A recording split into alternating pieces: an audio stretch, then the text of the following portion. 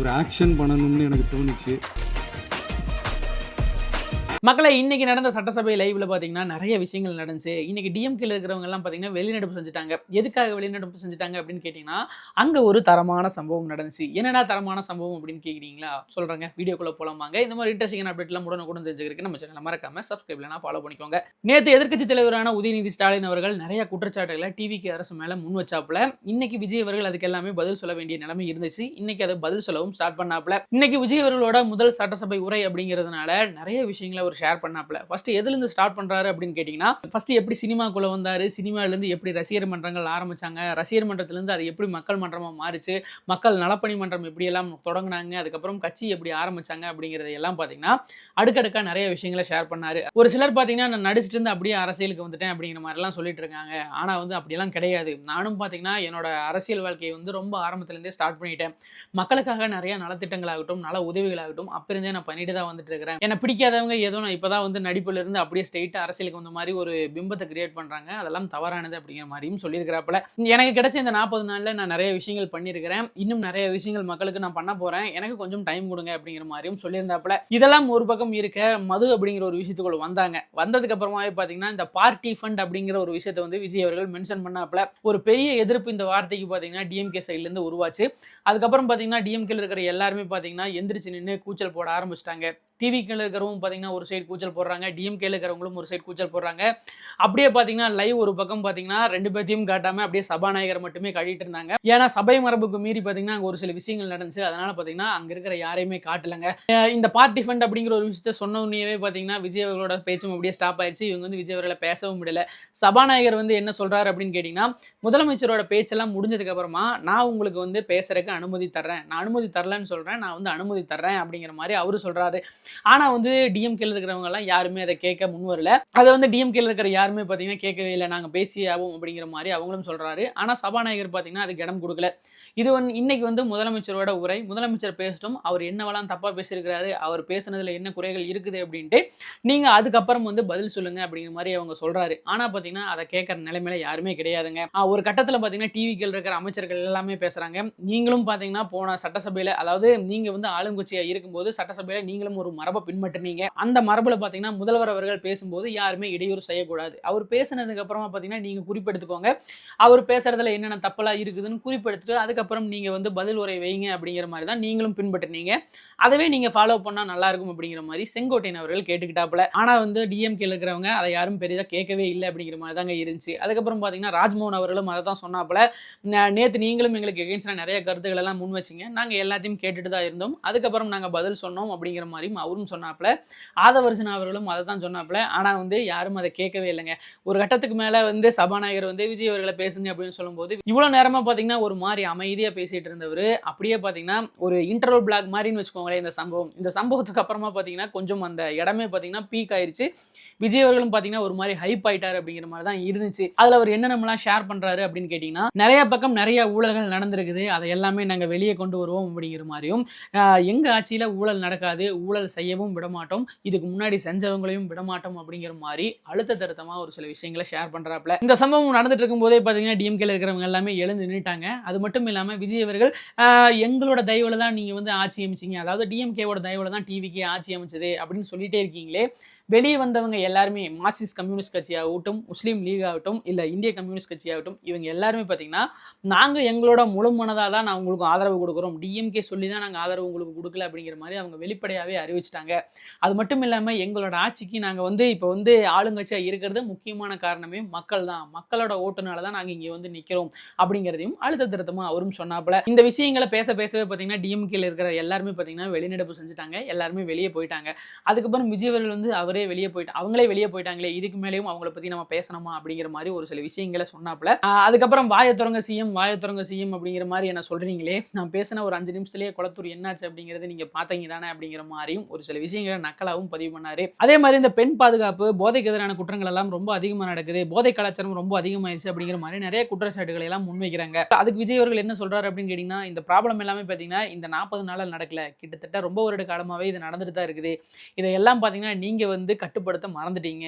இப்போ நீங்க அட்லீஸ்ட் சப்போர்ட்டிவா பேசாம, அதாவது இனிமேல் கட்டுப்படுத்தணும் அப்படிங்கிற மாதிரி நீங்க சொல்லாம, எங்க ஆட்சியில தான் இது நடக்குது அப்படின்னு சொல்றீங்களே, இது எந்த விதத்துல நியாயமாகும் அப்படிங்கிற மாதிரியும் ஒரு சில கேள்விகளை முன்வைக்கிறாப்புல. இந்த கேள்வி கண்டிப்பா ஒரு நியாயமான கேள்வி அப்படிங்கிற மாதிரி தான் இருக்கு. சோசியல் மீடியால பேசுற முக்காவாசி பேர் பார்த்தீங்கன்னா டிவிக்கே வந்ததுக்கு அப்புறமா தான் இந்த மாதிரி எல்லாம் நடக்குது அப்படிங்கிற மாதிரி சொல்லிட்டு இருக்காங்க. ஆக்சுவலா பார்த்தீங்கன்னா கடந்த ஒரு 5-6 வருடமாய் பார்த்தீங்கன்னா இந்த போதை கலாச்சாரம் அப்படிங்கிறது ரொம்ப அதிகமாயிருச்சு அப்படிங்கிற மாதிரி தாங்க இருக்கு. இதுக்கு முன்னாடி எல்லாம் பார்த்தீங்கன்னா இந்த 11 to 11 பார் எல்லாம் எவ்வளவு பக்கம் இருந்துச்சு, இப்போ பாருங்க எவ்வளவு பக்கம் இருக்குது. அது மட்டும் இல்லாம இப்போ இருக்கிற சின்ன பசங்க கூட கஞ்சா யூஸ் பண்றாங்க அப்படின்னா இந்த கஞ்சாவெல்லாம் எங்கிருந்து வந்தது?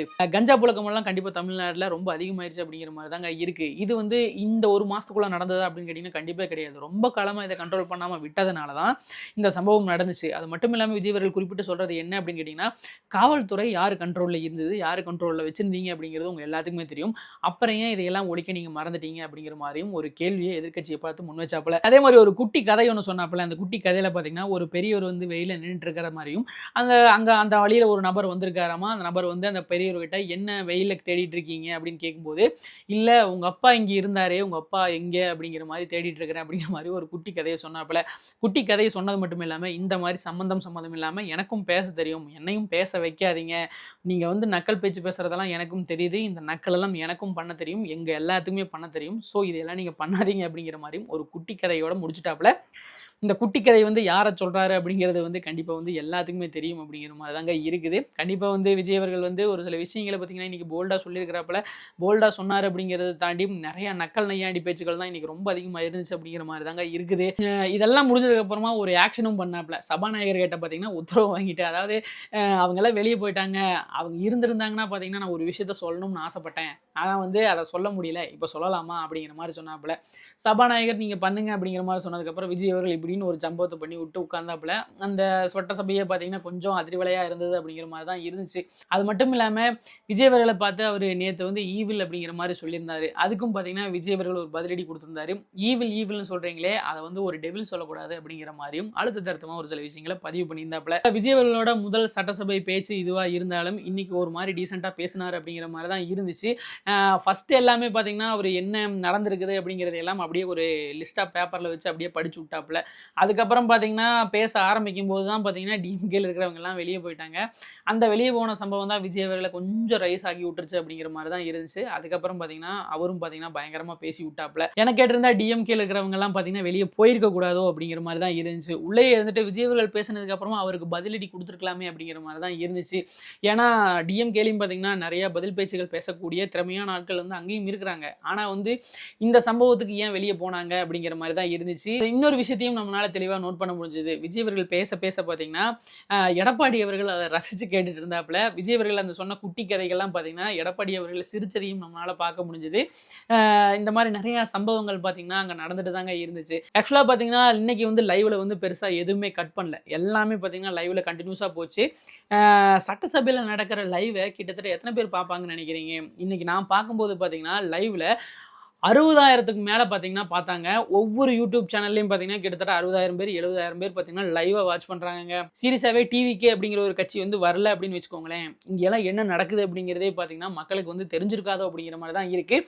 இப்போ மோஸ்ட் ஆஃப் த இளைஞர்களாகட்டும் பெரியவர்களாகட்டும் எல்லாருமே பார்த்தீங்கன்னா அந்த சட்டசபையை பார்த்தீங்கன்னா உற்று நோக்குறாங்க. அங்கே என்ன நடக்குது, எங்கள் தொகுதியை சேர்ந்த எம்எல்ஏ தங்களுக்காக ஏதாவது பேசுகிறாங்களா, அமைச்சர்கள் நம்மளுக்காக ஏதாவது நலத்திட்டங்களை சொல்கிறாங்களா அப்படிங்கிறத மக்களும் வாட்ச் பண்ணுறாங்க. நல்ல விஷயங்களை எடுத்துக்கிறாங்க. ஒரு சில தவறான விஷயங்கள் நடந்திருந்தது அப்படின்னு சொன்னால் அதையும் பார்த்தீங்கன்னா சுட்டி காட்டி தன்னோட எதிர்ப்புகளையும் தெரிவிக்கிறாங்க. கண்டிப்பாக இது ஒரு பாசிட்டிவான விஷயம் அப்படிங்கிற மாதிரி தாங்க இருந்துச்சு. கண்டிப்பாக இந்த லைவ் அப்படிங்கிற விஷயம் ஒரு பாசிட்டிவான விஷயம் அப்படிங்கிற மாதிரி தான் நான் பார்க்குறேன். இன்னைக்கு சட்டசபையில் நடந்த பேச்சில் பார்த்தீங்கன்னா விஜய் அவர்களோட ஃபர்ஸ்ட் ஆஃப் பேச்சு எல்லாமே பார்த்தீங்கன்னா ஒரு மாதிரி டீசெண்டான பேச்சாக தான் இருந்துச்சு.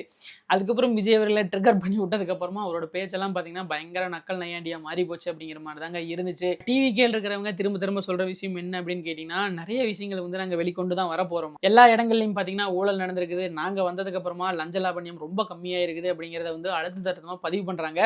அதை நிறைய மக்கள் வெளியே சொல்கிறதையும் நம்மளால கேட்க முடியுதுங்க. ஒரு சில தவறுகள் நடந்திருக்குது தான். நேற்று விஜய் அவர்களோட பிறந்த நாளில் பார்த்தீங்கன்னா ஸ்கூல்ஸ்ல எல்லாம் பார்த்தீங்கன்னா ஜாலியாக ஆடியோ ஜிம்கான பாட்டெல்லாம் பாடிட்டு இருந்திருக்காங்க. கண்டிப்பாக வந்து இதெல்லாம் கண்டனத்துக்குரிய விஷயம் அப்படிங்கிற மாதிரி தான் இருக்குது. குழந்தைகள் அவ்வளோ பேர், ஒரு குழந்தை வந்து ஒரு ஃபங்க்ஷனில் வந்து ஒரு பாட்டு காடுது அப்படிங்கிறது பிரச்சனை கிடையாது. ஆனால் வந்து கிளாஸ் ரூம்குள்ளே அவ்வளோ குழந்தைகளையும் பார்த்தீங்கன்னா ஒரே பாடலை பாடி விஜய் அவர்களுக்கு வாழ்த்து சொல்கிறது, இது வந்து எந்த விதத்தில் வந்து ஏற்புடையதாக இருக்கும் அப்படிங்கிறது எனக்கும் தெரியல. இந்த மாதிரி ஒரு சில தவறுகள் நடக்குது. இதெல்லாம் பார்த்தீங்கன்னா விஜய் அவர்கள் தான் பாட சொன்னாரா அப்படின்னு கேட்டிங்கன்னா பாட சொல்லலை. விஜய் அவர்கள் பாட சொல்லியிருக்க மாட்டார். ஆனால் விஜய் அவர்களுக்கு கீழ் இருக்கிற ஒரு சில பேர் பார்த்தீங்கன்னா இந்த மாதிரி எல்லாம் பண்ண சொல்லி சொல்கிறாங்க இல்லையா, இது வந்து கண்டிப்பாக கண்டனத்துக்குரிய விஷயம். அவங்களும் பார்த்தீங்கன்னா கொஞ்சம் வந்து இதெல்லாம் மாற்றிக்கணும் அப்படிங்கிற மாதிரி தாங்க இருக்குது. விஜய் அவர்கள் பேசி முடிச்சதுக்கு அப்புறமாவே இந்த லைவ் வந்து அப்படியே கட் ஆயிருச்சு. ஒருவேளை பிரேக் ஏதாவது விட்டாங்களா அப்படிங்கிறத பற்றி எனக்கு தெரியல. இன்றைக்கி தான் நானும் ஃபஸ்ட் டைம் லைவ் அப்படிங்கிற விஷயத்தையே பார்க்குறேங்க. அதனால் பார்த்தீங்கன்னா நிறைய விஷயங்கள் நம்மளுக்கும் இன்ட்ரெஸ்டிங்காக இருந்துச்சு. சட்டசபையில் என்னென்னலாம் நடக்குது அப்படிங்கிறதையும் பார்த்தீங்கன்னா நம்மளாலேயே முற்று நோக்க முடிஞ்சுது. இந்த மாதிரிலாம் விஷயங்கள் இருக்குதா அப்படிங்கிறதையும் நம்மளால் பார்க்க முடியுது. கண்டிப்பாக வந்து இன்னைக்கு இன்ட்ரெஸ்டிங்கான ஒரு சட்டசபை நிகழ்வு அப்படிங்கிற மாதிரி தான் இருந்துச்சு. விஜய் அவர்கள் இன்னைக்கு கொஞ்சம் நல்லா பேசினாப்புல. திமுக வந்து இன்னைக்கு கோட்டை விட்டாங்க. கண்டிப்பாக வந்து திமுக வந்து உள்ளேயே இருந்து டிவிகேக்கு பதிலடி கொடுத்துருந்தாங்க அப்படின்னா பார்க்குறதுக்கு கொஞ்சம் நல்லா இருந்திருக்கும் அப்படிங்கிற மாதிரி தான் இருந்துச்சு. பட் அதுக்கு வந்து அவங்க இடம் கொடுக்காம வெளியே போயிட்டாங்களே, இது வந்து கண்டிப்பாக வந்து இருந்திருக்கலாமே அப்படிங்கிற மாதிரி தாங்க இருக்குது.